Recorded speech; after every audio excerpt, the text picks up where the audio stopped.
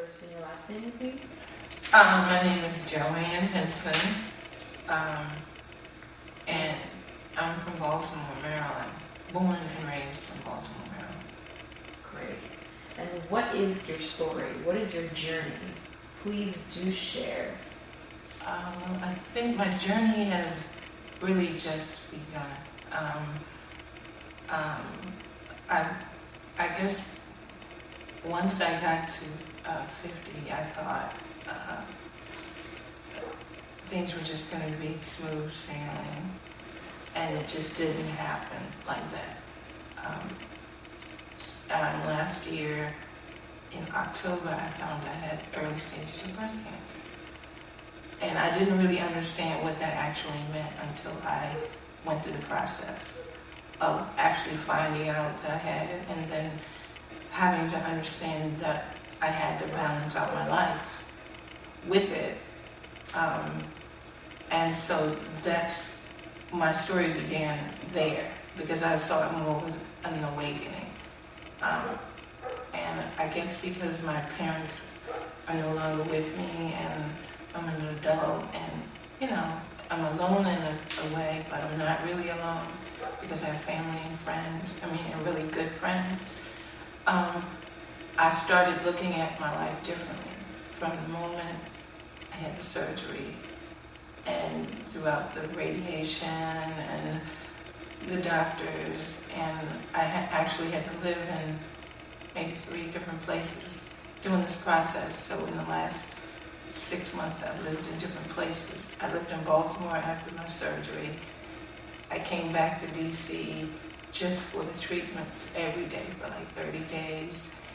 And then I'm living in Virginia to rest from the stress of being in Baltimore and family. And I have a nonprofit organization that as my, and I don't want to say it's an illness because I feel like I'm recovering from it. It's like the nonprofit organization that I've started is Henson Arts and Learning, and I bring art programs to children and youth. And so that's what I did. I graduated from Howard with a degree in fine arts, but I taught for like 7 years early childhood education, but it was in 1st and 2nd grade. So I knew, I think then, that I had certain gifts, and I was like driven just to do the things that I enjoyed. And it just wouldn't be a job, it would be what I enjoy doing every day. So now I'm basically doing that. I'm working with my own art program. I'm working with other organizations. I just received a grant for the summer. So it always keeps me, busy and thinking, what can I do to make the lives of young people better? Which makes my life better, because I'm giving. Giving is good. Feels good. Giving is always good. It's not the receiving. It's the joy that you give, and knowing that you gave from yourself to open up somebody else's life. So I feel good about the giving, and I grew up seeing that. I grew up seeing people who had a little of nothing, but they always had a lot. Just a lot of time, a lot of love, a lot of encouragement, and that's what my foundation is. Because I had it, If I look back and see what I didn't have, comparing to now, I had a lot more then, because I had more of the love, the community. And to me, I had to find community because I left my community to come to Washington, and Washington is different from other places. It's more of a transient place, so it's just different. So, and like through my cancer recovery, I found community in the people who supported me, who knew me, who just reached out to me and gave me all the support I needed. Places to stay, resources, conversation, prayers. That's what has uplifted me.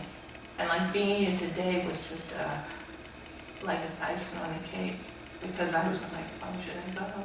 Should I go? And I was like, maybe I should go, because I need all the uplifting and encouragement that I need. And the lady who also had volunteered and supported me when I started my program was like saying, I'm working for an organization that, supports women. And I was like, okay, let me, now that I have a story and more surrounding what he is doing, then she said, oh, I'll put you on the schedule. So I just came, and I'm going with the flow of the day. Because sometimes you have to listen to the voices outside, meaning people are asking you to do things and you might not be sure what it will bring to you. You might just have to open yourself up and, come and find out for yourself. Well, I'm very glad that you came. I am too. That's amazing. What scripture did you hold on to during this journey of yours? The Lord's Prayer. Because that's the first prayer that was taught to me as a kid, growing up, because we used to say our prayers before we went to bed, and it just stuck with me because of the words, the Lord is my shepherd, I shall not want. And I just like, oh, okay.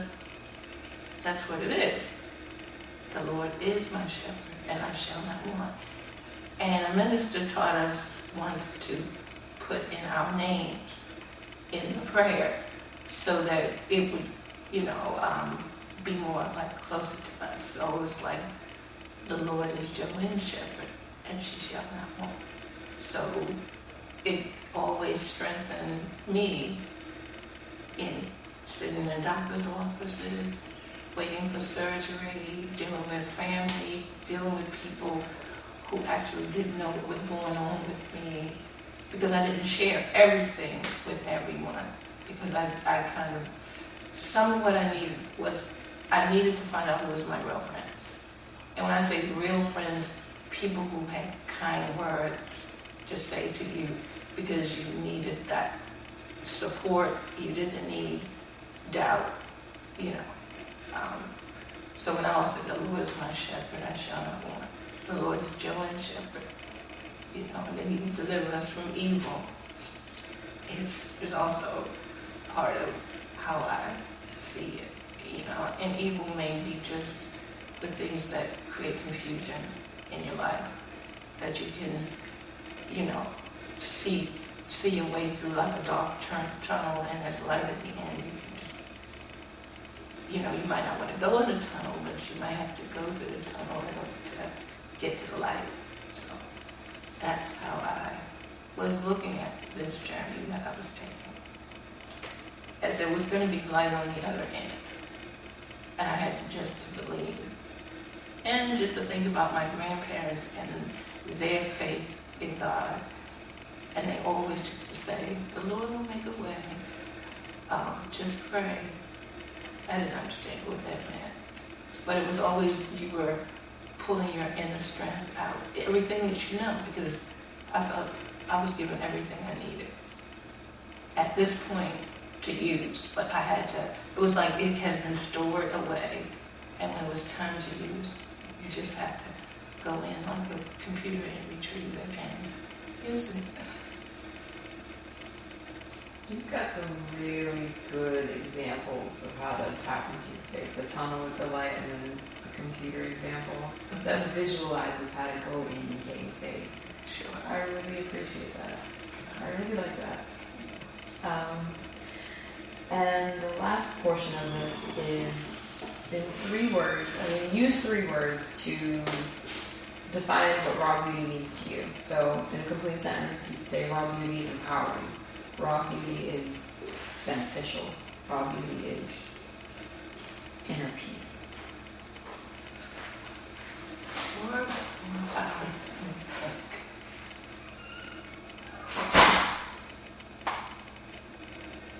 I think raw beauty is like a creative force, like a spirit that allows you to evolve, find the new, and move forward in whatever manner you need to. Because it's just like the nuts and bolts, that we have to pull together just to make things work. I'm resourceful, so I can make something out of nothing all the time. Because I do quilts, so it's like scraps of fabric, or yarn, thread, or whatever. So you understand. So it's just tapping into those resources that are there within you, around you, and it allows you to inspire yourself and to inspire others.